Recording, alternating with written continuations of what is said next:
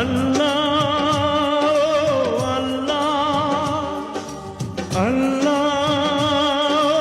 আল্লাহ, প্রবাসীদের কি যন্ত্রণা বুকে, প্রবাসেতে এসে কেউ নাই সুখে, দেশে রেখে মা বাবা বোন ভাই, তোমার করুণা চাই, তোমার দর্শন চাই, তোমার করুণা চাই, তোমার দর্শন চাই।